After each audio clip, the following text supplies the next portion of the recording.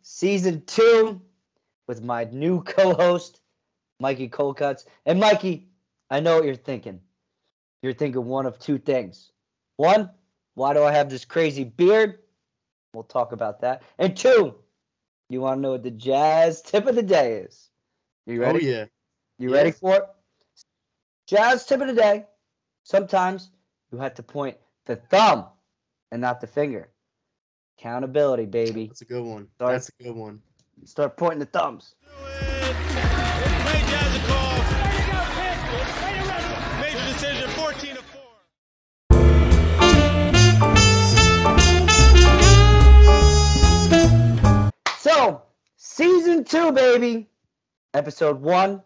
What better person to come on and be my co-host to start the conversation about accountability? The most accountable person I could think of, the most reliable person I could think of to help me with the brand new season 2, maybe forever. Hopefully, if this thing goes good. But Mikey Cold Cutz, Mikey Harara, the legendary NYU manager, the backbone of NYU wrestling, and maybe NYU athletics. a little much, but yeah. So what's going on, my man? Glad to be part of the show. I really appreciate you reaching out and inviting me on. And, let's see what we can inviting you on. You're more than just invited. You are running the show, baby. Adding me to the show. I appreciate it. Yeah, there's no one else that I wanted but you, because I know you're the guy to get the job done. NYU Stern graduate. You ran the NYU wrestling program to the heights, to the levels where Bruce Haberly needed you. And you even got LIU Post into a D1, a D1 program. Okay, I'm not going to take any credit for that. They were going D1. I was like, hey, I would love to join that. Yeah, so I couldn't think of anyone more reliable. And today, this episode, we're going to talk about accountability. And we're going to make it more informative, entertaining, and hey, we'll see where things go. What do you think? I like that. But before we get to that, I know you're busy, man. I know you're up to something today. Give me some of the updates. What's going up with you, Ray? So the updates, right? I was just speaking with the Merchant Marine Academy. The State's Merchant Marine Academy. Speaking with the wrestling room, and I'll show some clips on this show. Great facility. I think it's a hidden gem. Isn't that where Gene's working at now? Coach Gene, he was my assistant coach, Gene Kormalansky at NYU. Dude, I think he's the best coach around. He's one of the best, and not a lot of people know about him. You know what I mean? But he's just been around a long time, and dude, he has I call it the white belt mentality, where you're always willing to learn and adapt and evolve, and that's how he is. He can teach any style, any position. And one of my favorite things he did back then, and he still does now, he has these things where he sits in the center, he has the whole team around him and asks them what they need help with. And he can help them with anything technique-wise and even mindset-wise. I went there, gave a mindset talk with the guys. And, dude, these guys are going through a lot. It's like being in the Navy or the Army. They have a regiment. They got to get up at 5 a.m. They got, like, a boot camp and stuff. And, dude, they're tired, man, but they're still putting in the practice time, and they only have, I think, like an hour and a half, hour and 45 minutes for wrestling practice. I guess that's part of their thing. But I told them the biggest thing I said, it's not about how much time you get, it's about what you do with that time, right? And I said, you guys you're above average. You know what I mean? You're doing other things that people aren't willing to do. Yeah, you're getting a free education, but you're serving for your country. And you're doing something that's like a normal college kid could not do that. I think so. One of the things they do for the part of their program is like they literally ship out like on like some of these merchant ships, and like they're out at sea for like maybe like a month or so. I don't know how long, but like even longer. I think they ship out the tanks or the equipments. I don't know. Hopefully we'll get Gene on or Coach Bo to talk about it. I always thought that was interesting. I was like, dude, I never knew about this. And I'm sure a lot of people, maybe kids in high school that are listening, hey, maybe that could be something to look into. It's like an Army or Navy. It's D3 wrestling. It's like Coast Guard. Good opportunities and good doors open for that. And, dude, it was a great program. He had a great team. Always willing to learn. I showed my low single finish. I showed it brilliant. bringing it up. Finish. I show my inside elbow pull. Some my underhooks. My underhook series. Oh yeah. Brought it back, but it was great to see Gene. One of the most brilliant minds, only on the mat, but off the mat too. He has so much different ventures that I hope we could get him on so we could talk about a lot of those things. Oh no, absolutely. He's definitely a mindset guy for sure. Yeah, and I saw NYU last week, and we'll touch base about that. But tomorrow, got to go to good old Worcester, Massachusetts. Every Thursday, Worcester, Massachusetts, Beyond Wrestling Open. I confront my friend Pedro Dones. He was my friend. Turned my back. He turned his back on me. Sorry. So I got this beard. I had to take care of his kids because he was neglecting them because I'm a good friend. Took care of his kids? What do you took care of his kids? What do you mean? Where's the mom in this? Like, you took care of the kids? Like, don't worry about the mom. She's as worse as him. I'm just kidding. Well, tomorrow we got a really good thing going tomorrow. And I'll talk about it soon. But then Saturday, me and Nunzio, Lil Guido, the FBI, we're wrestling Saturday in Franklin, Massachusetts, and I have a surprise for him because we have a very special guest in our corner. You want to know who it is? Yeah. It's the GOAT, his father. We have John Cena Sr. Yeah, okay. He's joining the FBI for the weekend, and it's going to be fun. It's going to be a good time. Knowing Nunzio, he already called me today. He goes, make sure you're at my house early. I want to get there nice and early. I want to find a boss so I get to chill. That's his pre-match routine. He likes going to these different places, finding the local bar. He relaxes. You got to make sure he gets something to eat. He's old school. I got to make sure I take care of him. Yeah. So he was just not complaining, but he goes, bro, like we got to leave 12:30. I go, we'll be all right. We'll make there. He goes, I'm not making a million stops. I go, who do you think I am? I'll get there one stop, bro. One stop. I'll get gas before. I know how life on the road is. And he was like, okay. But more importantly, how'd you guys land John Cena Sr.? Don't worry about it. That's huge. Like, what? We got our connects. He's a New England legend. He heard the Jersey legend was coming up. He goes, I need a team with this guy. I need to be in the FBI. Yeah. So, yeah, man, that's literally my update. So I went to NYU last week. I saw the great wrestling room, and I told them, don't take this room for granted, right? You might have a great room, a great facility, all these amenities, but you don't have Mikey Cold Cutz. You don't have a real leader. And Bruce was struggling. He didn't know how to set up the hotel rooms, how to book the flights, and all that. But no, in all seriousness, I couldn't think of a better guy to host. And yeah, so let the people know who you are and why you're so reliable and all that jazz, as we say. All that jazz. Yeah, as Ray said, graduate NYU Stern. I was with the team for 3 years approximately. Yeah, 3 years. 2 years with Ray. I started off as the manager there. I think what's his name? Oh my God. Austin Day? Not Austin Day, but Austin was my coworker. Yep. Oh my God. Who remember the guy that worked at the gym? Stevie. Harrison. Yeah, Stevie. Yeah. Stevie's actually how I got the job with the being manager at NYU. Because originally I went to NYU, I wasn't wrestling. I was working at the gym, and that's where I give you a lot of credit. It's like your career was unfortunately cut short. You didn't want to wrestle in college, injury, and you were retired. Yeah. And you were working for Stevie, and I think Austin Day, and I came up to you, hey, you love wrestling? Why don't you try being a manager or helping us out somehow? No, not even, dude. Not even. You guys were like, oh, why don't you wrestle? I was like, I was telling the judge, like, I wanted you to wrestle. You told me you were retired. I wanted you to wrestle. We needed a heavyweight, and then unfortunately Bruce said no more female managers. Right? Not saying it's my fault or Capolla's fault. I heard it was definitely Capolla's fault. Let me tell you. I don't know. Yeah, man. I have some inside sources. But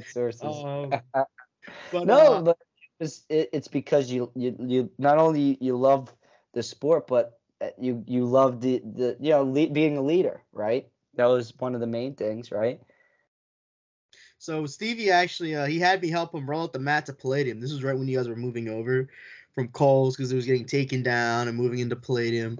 And it was me and my other coworker Enzo. We rolled out the mats, and then like Stevie knew I wrestled, so he was like, "Let's see if you can take me down." Right? That's what he said. I was like, "All right, bet."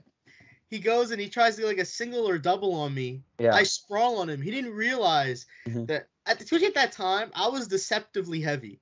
Like especially when I was like better shape then. I was like 30, 40 pounds less than I am right now. Huh. He didn't know I was like 220 pounds at the time. Right. He thought I was like a lot closer to him, like 180, right?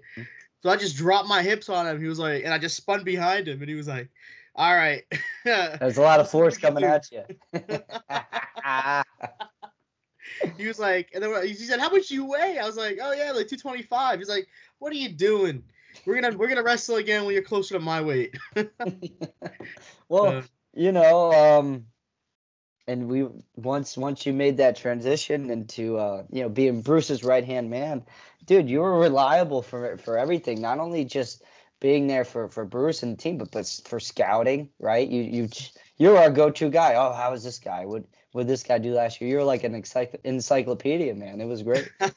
Yeah. Hey man, it was always my dream to help like run a team. Just doing like franchise mode and like NCAA, dynasty mode, franchise mode, Madden, franchise mode, MLB The Show. So just like being able to like be a part of the process was something that was like a dream coming true, right? And then obviously I was more involved with like wrestling in high school than anything else. So it was just like it was a natural transition, So. Yeah, and I always say, we had 3 full-time guys on that whole team. Me, you, and Bruce. We went to every tournament, every practice, right? So then some of the times it was just me and you at practice, and you were my drill partner. Dude, I remember I was thinking about it, like especially after like your senior year and my junior year. I thought back on it like random. I was like, wait, I think I've gone to more practices than literally anybody else. Like I think I was the only one that went to every single event and then went to the most practices. I gotta find. There's a picture of you sleeping during one of them. I gotta throw that up there. But that's what it was, dude. We were all committed, and dude, without you and me and Bruce, like, and not saying the team would fall apart, but you need those pillars. And I told these guys when I went and saw the facility, I'm like, you guys, you got to use these resources because there's other schools out there that don't have the resources, but they're gonna be coming for you guys. Yeah. And it's great to see they got their own locker room, like their own like wrestling locker room. Yes. Back when we had those little we shared it with regular people. Then I don't even know why. It's like just random old people would be at Kohl's, using the facility. They let anyone use it. So it'd be like if you wanted to go in the sauna to cut a little weight, you'd just see a naked old guy. And then you would go in with your power liners or compression shorts, and they would look at you like you're the crazy one. Dude, like, why the old guys are the worst, bro. The old guys are the worst. I'm telling you, they want you naked, bro. They want you to see everything, bro. I'm telling you, they want you to see everything. And they're looking at you like, hey, why aren't you naked? What's your deal, bro? I'm like, no, I'm trying to lose some weight. But I don't know if they still do that. I think now it's just all athletes. And then even the locker room, man, they have like a nice bench, like they're a pro football team with the lockers. They have their name tags. I remember when I was wrestling at NYU, we finally got lucky and they gave their own athletes a locker, but it was like the crappy ones. And they put me at the way bottom. In the middle and the bottom in the corner, so I had 2 guys right here on top of me, and they're always naked, and I always had it. It was like a butcher shop trying to get to my stuff. You got meat hanging all over the place. It was unbelievable. Habs would laugh every time I go, bro, you got to change my locker. You got to change my locker. Well, if you make the starting lineup, you could pick whatever locker. And then I finally started 157, and guess what I did? I kept that locker to keep me humble. You kept the locker? You kept the locker? Why'd you keep the locker? Keep me humble. That's crazy. I think you started to enjoy it, man. I don't know. I think someone eventually quit and I stole their locker, but I kept it for a little bit. But, going into everything, the theme of the show today, right? is accountability. And I think you're one of the most reliable and accountable people. And as a mindset coach and everything, we always talk about the importance of having an accountability friend, right? Someone to keep you on your toes and make sure you're doing the right things, right? Whether you're taking a step forward or a step back from your goal. You know what I mean? And I think that's important for people to do, right? Because the one person you're most likely going to lie to is yourself, right? So if you have if you're telling someone where you want to be and your goals, well, you can't lie to them too. Then you're lying to people, you know? Yeah. Oh, look, we got the there's the balloons. There's the balloons. That means it's true. That means it's true, right? And so that's the big thing is being accountable. And what are some of your goals that you have, or maybe some of the things that you did, after college that you wanted to get done?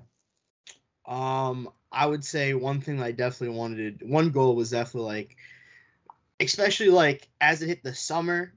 And it was transitioning away from, because I was able to work with Bruce after I graduated for the rest of the summer. Mm-hmm. I definitely wanted to keep doing something sports related. Mm-hmm. So being able, one day I was like, hey Bruce, I know that LIU is going from D2 to D1. Do you think you could make the introduction and speak to Coach Petrovich, the head coach at LIU? And, because we've dueled them multiple times and we've seen them in tournaments. I've had conversations with them. And I was like, I'd like to, help them out, work with them and whatnot. And Bruce said that. And, I was able to work there for a good 3 years. And it was a great experience, man. Great time. Right. I would say, getting that first real job out of college, that was big. Just staying on top of myself, making sure, I'm applying every day, I'm on top of the interviews. I'm doing my pre-interview research, making sure I've come in fully prepared. Not a question oh, so what do you think about, how we're doing in this field? And I'm just good work. I actually have something, formulated where I'm already ready to respond. Right. And, that's what it's all about.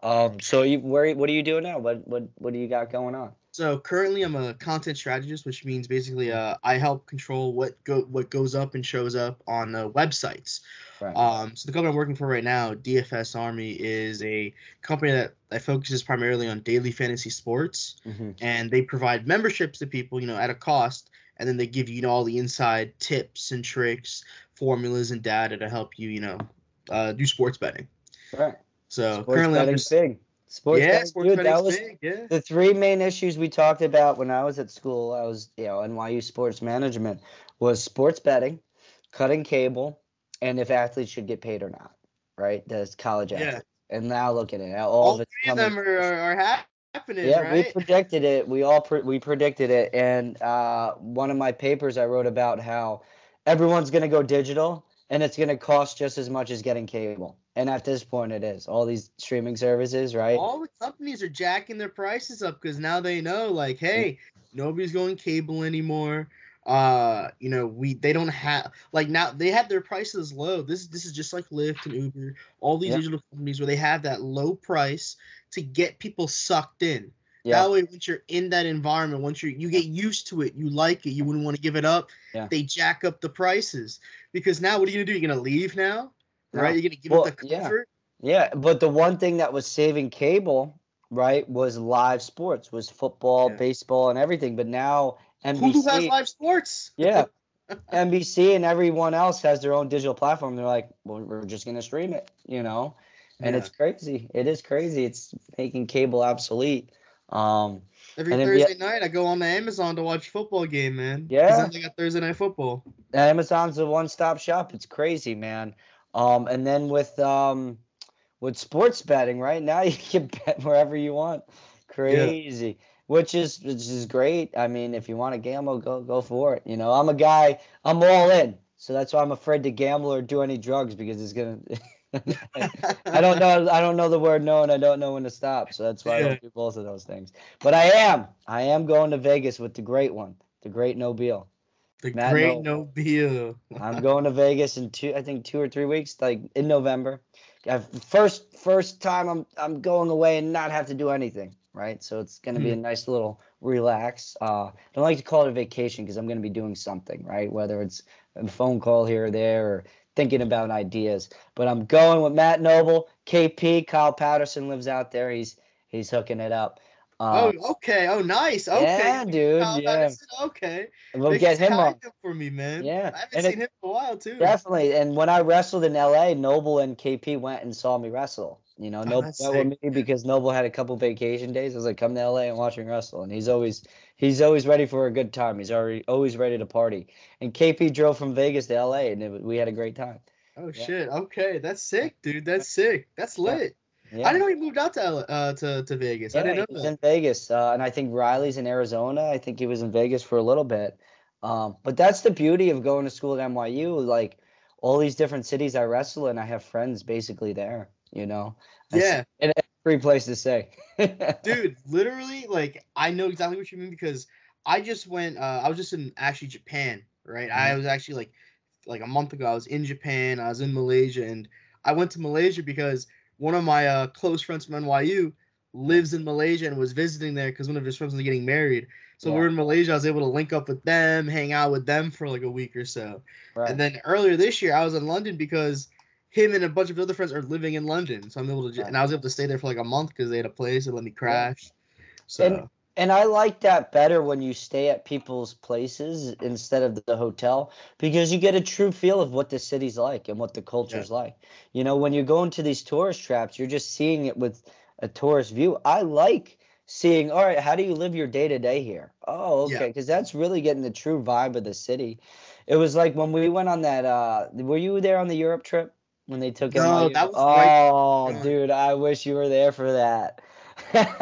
It was a crazy. I heard it was lit. It's part of the culture to drink, so we enjoyed ourselves. 10 days. It was 10 days in Europe. The first 2 was wrestling in Munich, and it was great. And then the rest was just enjoy and have a good time. There was some tourist stuff, but we met some people and learned what the real culture was about. I think me and Pike stayed up. Me and Pike in Vienna, Nathan Pike, we went out in Vienna. And Habs had a run at like 6 a.m. So we went right from the club, right? We went right from the club, right to the run. And we were still feeling it. And I still beat everyone in the run. Did you like go to the hotel and change? Nope. What'd you run in? What'd you go in the club in? Like jeans. And you guys were in the run in typical jersey attire, jeans. Black tee, Calvin Klein. So you went on the run in that, and happily didn't question you whatsoever. You go like, "What are you doing?" No, he just like, "Okay." Well, I wasn't a troublemaker. He was like, "Oh yeah." I was like, I didn't do any laundry, and it wouldn't have been a big deal because I beat everyone. So. Yeah. And it wasn't like it wasn't during season. It was in Europe. I said I'm just following the culture, coach. I heard this is what they do here. It was Pike. It was funny because we were not on lockdown, but we had a curfew. So I remember me and Pike we snuck out the fire escape in this hotel. I think it was me, Pike, Matthews, and someone else, but it was only me and Pike that were the last survivors. We went to that club. I think it was called U2 or something. It was like the one that like last survivors. Yeah, it was a club that like Kurt Cobain used to go to when he was in Vienna. I remember that. There's like pictures. What do you mean by you and Pike were the last 2 survivors? The last to stay out. Everyone else tapped it in early, dude. Okay. Yeah, everyone else tapped it in, brother. We were still going. And that was I wish the great Nobile was there for that because he would have been with us.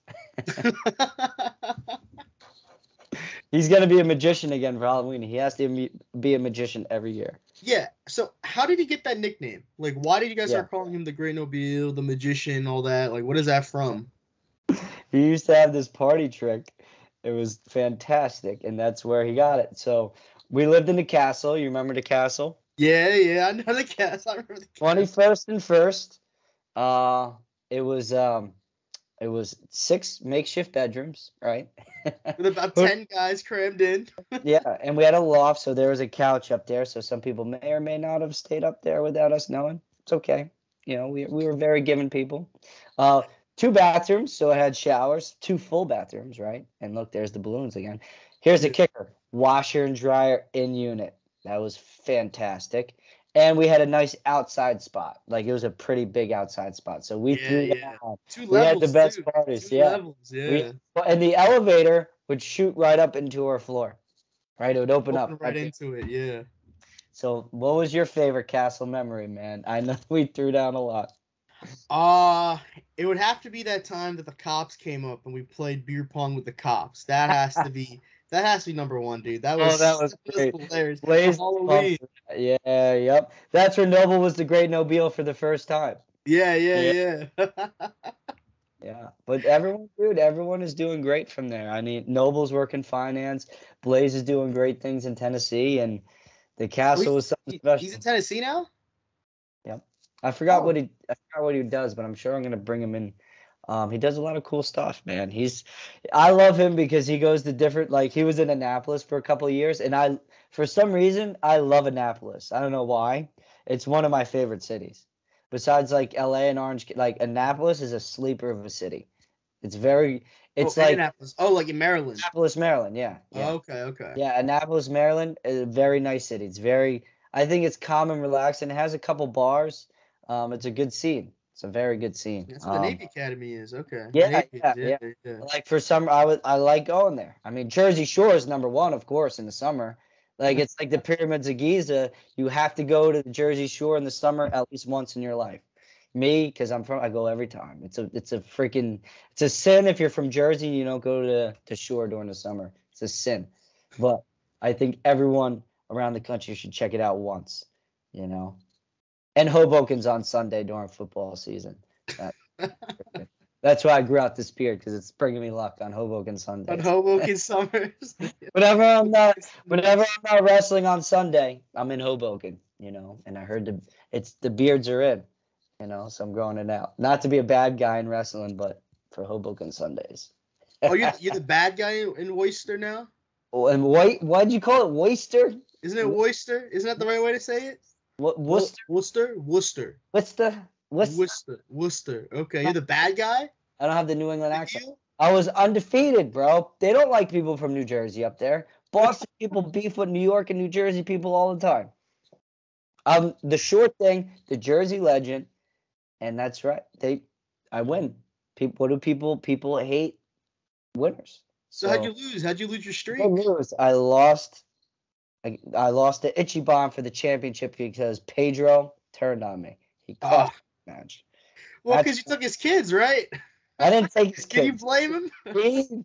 He had the match before me, and I was training him. I was training him hard, but he neglected his kids. He forgot to take care of them. So I had to take care of his kids. He was training too hard. But he lost, and I tried to help him win, but he didn't want my help. He turned on me, and he didn't want my help. And he lost. Look what happened. So he did that for no reason. So then he was jealous, and he cost me my opportunity. So you'll see what the beef pans out tomorrow. All right, Pedro Donas, you might be teacher of the year, but you're not father of the year. I mean, that's crazy, yo. But yeah, it's every Thursday we're up there, dude. We're starting something special. It's almost been 2 years we've been doing it. It's called the Beyond Wrestling Open. So Beyond is the name of the promotion, and Wrestling Open is the name of the show. And we started this company because there's a bunch of young guys that were hungry for opportunities for pro wrestling, right? A lot of the scene in wrestling, it's who you know, experience, and everything.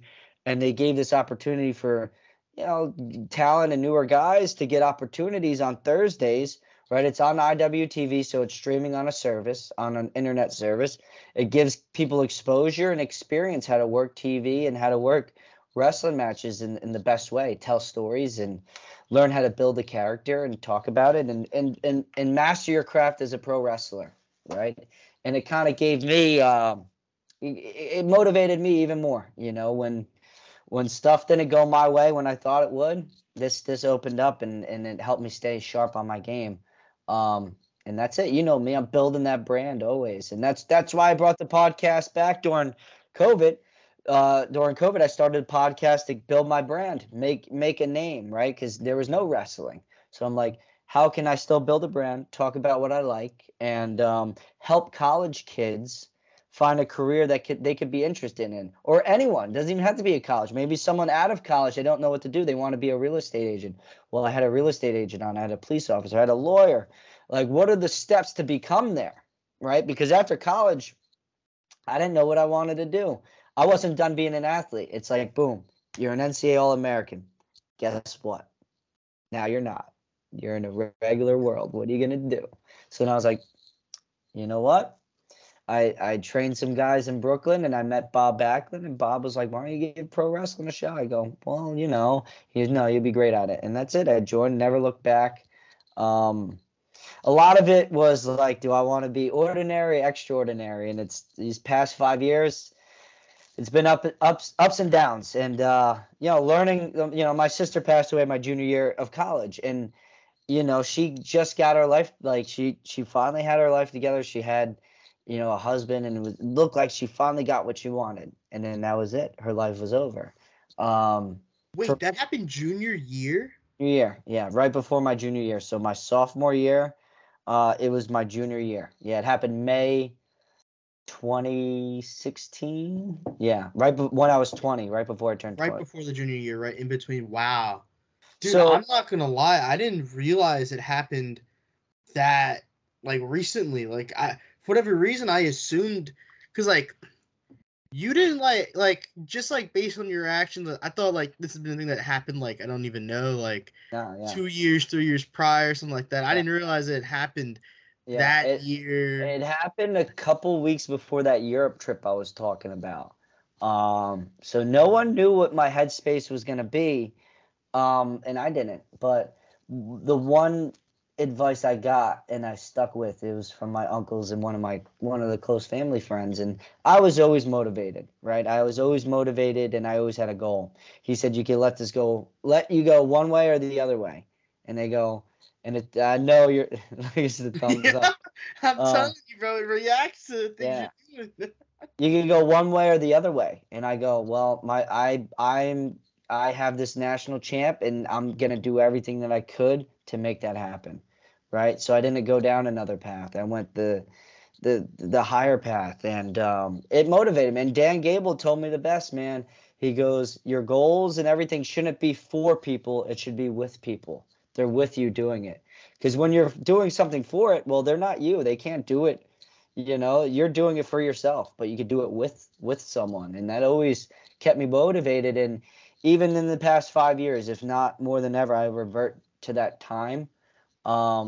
Where number one, I want to be happy doing something, right? And that's why I chose pro wrestling. Number two, if it was easy, everyone would do it, right? Everyone would do it.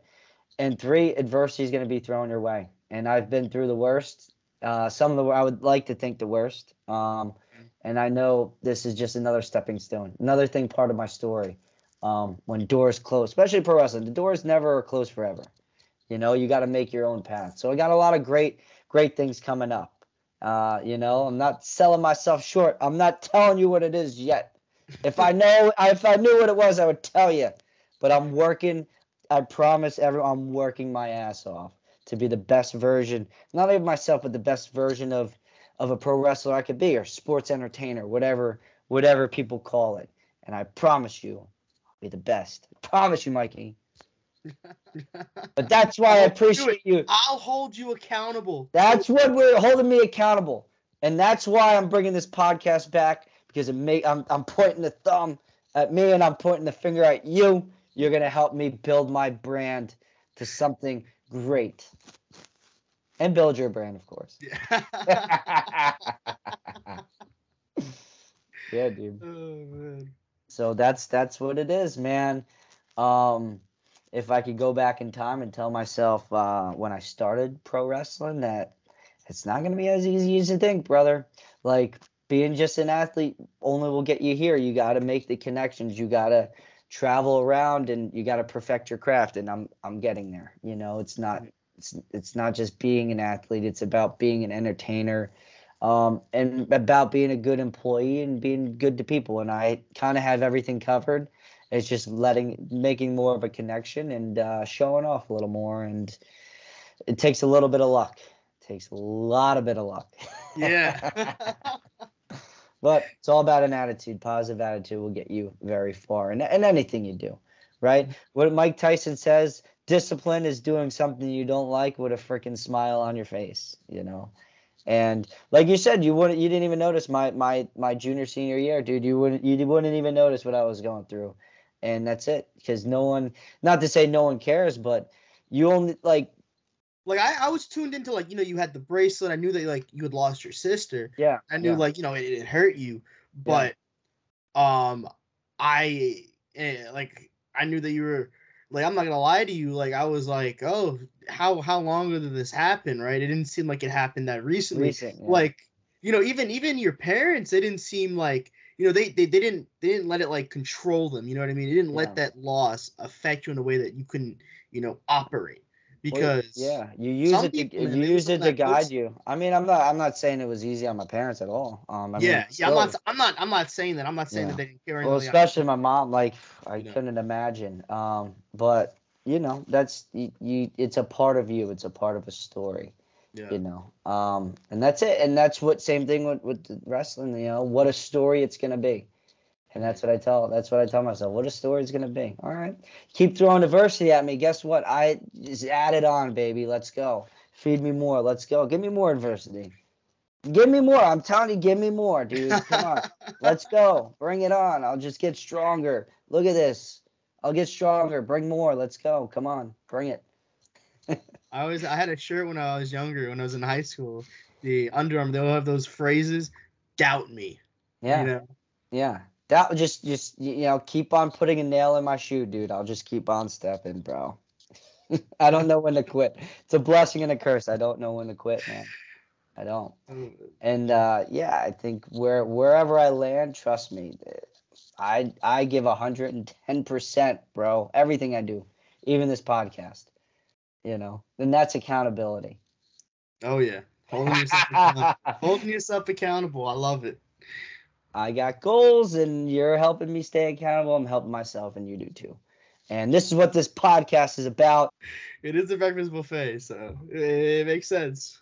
Yeah. What? How'd you come up with the name breakfast buffet in the first place? Oh, good thing, dude. I came up with it actually with Don. Like, we were just bullshitting in the kitchen table at the castle. Yeah. He goes, "This ain't no breakfast buffet," and that's just something that we would say. Say no breakfast buffet.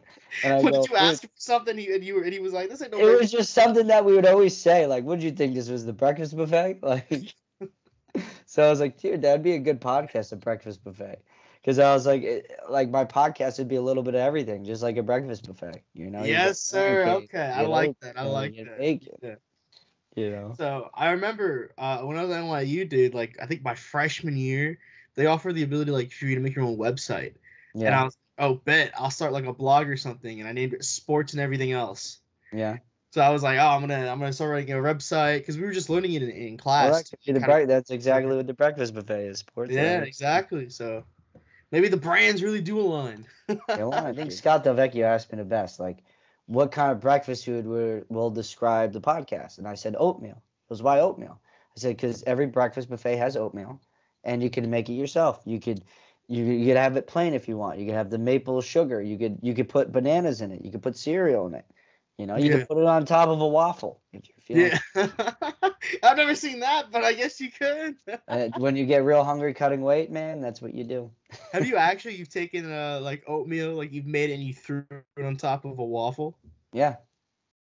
I've done that. I've done a lot of crazy things when I was cutting weight, Mikey. A lot of crazy things. I get that, but and that's a topic for another day too, is what I used to do. So if you guys have goals, let us know. Right? We have the Instagram. We're gonna have the YouTube channel. Please let me know your goals. Let us know how we can help you. Right? If your goal is to be an astronaut, you know, I can't tell you how to be an astronaut, but I could probably find someone that is, or is going to be one. And that's just an absurd, like, if you want to work in finance, I know a bunch of people that are finance. Trust me, we could help you. Let's hear your goals. We'll even make you accountable. Hey, like, if you comment or maybe email, whatever you want, email us your goals. We'll help you out. What do you think? You want to be a doctor and go to Harvard. We got a guy. Yeah, we got a guy, John Mess. We got a guy. I got two guys. We got a bunch of guys. So I think this is what, and we're speaking about what season 2 is gonna be. We were both talking about this recently, and I think that's what it is: informative, fun, and if we can help you out, sure, right? What other podcast is gonna help you achieve your goals? Like specifically, they gave you a vague believe in yourself and you can do everything. No, email, text us or whatever. Comment on this. Hey, Ray, I'm really inspiring to be this. All right, we'll hold you accountable. Well, all right, what's your goal this week? All right, we'll DM you back. Hey, did you get that done, bro? If people want to do that. I know that's a little extreme, and we might get a lot, or we might not get any at all. It's a little crazy, and that's what's gonna make us different from everyone else. Yeah. Who else is gonna give you real life advice that you can use right now? So if you want to be accountable, write down everything that you want to do this week, each day that you want to get done. Check off those boxes, right? So today my box was speak to Merchant Marines and get this podcast done. Check. We're almost done. Almost done. So, yeah, man. So I guess we'll kind of wrap it up. What else do you think we should cover? I think that's a good thing. I think we get a guest list going. Maybe the people will let us know who they want to hear. But I definitely want to get Coach Gene Corvalanski. Definitely want to get him. Yeah. You said Blaze before, too. Is the great Nobile, the great one. I don't know if he'll ever do it. I don't know if he'll do it. Honestly, he's very accountable. He holds me accountable. He does it in an asshole way. Yeah. He holds me accountable. Hey, man, it's money to make this. One of the coaches from NYU, man, like a Sean Lyons. I'm telling you, my number one guest is Bruce Haverly, but I don't think he'll ever do it. If I want to do it, we have to do it in person. We would have to do it in person. We would have to set up shop at NYU, have the camera and everything, little conference style, We'll show off the brand new facility, right? Yeah. Maybe have a guest appearance from Coach Pena, He's the man. Corey Luce. He's going to be showing elbow passes in the back, Little Matt Glory. Yeah. Pat Glory. Yeah, dude. I mean, it's great they got that, dude. That's great for the program. They got Pat Glory coaching there. National champ, baby. And to do it in Princeton, ultimate student athlete. Exactly. Literally the epitome. Let's not forget Will Ortman. Let's not forget Will Orton. Let's not forget. Dude, I told you, Will Ortman, they brought him in for national duels. First time I met him, he was like, yeah, I'm wrestling for you guys tomorrow. This is my first practice. We're in some weird wrestling facility in Iowa, right? Or where was this? Fort Wayne, Indiana. Fort Wayne, Indiana. We went to one of the local Indiana, Indiana Tech or something like that. They were NAIA, I believe, something like that. Yeah. And there was we had makeshift wrestling room too, but dude, I remember sweat. It was hot in there. It was good. I remember I met Will Ortman. And I go, hey, I'm Ray. I'm kind of the captain on the team. I'm glad to have you here, bro. And then he cracked a joke back at me, and I was like, I like this guy. I like him. He's going to be a great heavyweight for us. And then, unfortunately, tore his knee the first match. So I was like, well. Dude, it was he tore his knee, but he still wrestled and won. Yeah. Let's not forget that. He won the match. He tore it. The trainers came by. He waved them off, said, I'm good. Kept wrestling, won, and then we found out, wait, you tore your knee? You tore it? You wrestled the rest of the match. What? How did that happen? How did you do that? He was like, I don't know, man. Yeah. I used to tell him, give him the full Ortman, bro. That is. But I remember Big Country. Yes. He wasn't on the team when I was there, but he was definitely around. He was an ambassador to the wrestlers where he'd hang out with us. I mean, he was on his freshman year. I love that guy. We should probably get him on too. Oh, that'd be fun. He probably does some interesting stuff. Yeah. Episode 1, season 2. What do you think? We wrap this bad boy up, Mikey? Oh yeah, I think we lock it in. Yes, sir. Lock it in, Jim Jardine style. So, Mikey, you want to finish the people off with the Jazz tip of the day, the ending tip, closing tip. Is it not the same tip as the tip in the beginning? It depends. Come on, you got the finger. Maybe this is you got to close something out. Come on, you got to think of a good closer. Or it doesn't have to come now. Maybe like we'll organically get it. Organically get it. Okay, I do like that. There has to be some sort of closer. You're gonna edit this part out, right? That I'm talking right now. You'll edit this out. Keeping this part. This is the funny part. Oh man, I don't even know, man. A closer. I mean, I could just. 3 things you want to get done this weekend. Go. 3 things. Get applications in for jobs in the city, so I can reunite with Bruce Haberly on the coaching staff. Who knows? 2, file my insurance paperwork, medical insurance. I'm 26 now. Got to get my own insurance locked down. That sucks. I did that one. That's when you know you're getting old. Like I'm turning 28 in December. Dude, when I turned 26, I had to get my own insurance. It was, like, that's why you need a job with full benefits. And that's why Bruce was like, oh, did you get a job with full benefits? I'm like, no, dude, I'm a wrestler, bro. I pay for my stuff. And it's annoying because it's expensive, all right? Getting insurance on your own is expensive. Oh, yeah. But 3, get my clothes together for the wedding my mom suckered me into going with her to. Weddings are fun though. You're gonna have a good time. I wouldn't have minded, but like this weekend is Halloween weekend, bro. I know. So now I gotta go to the wedding on Friday. Gotta go through that.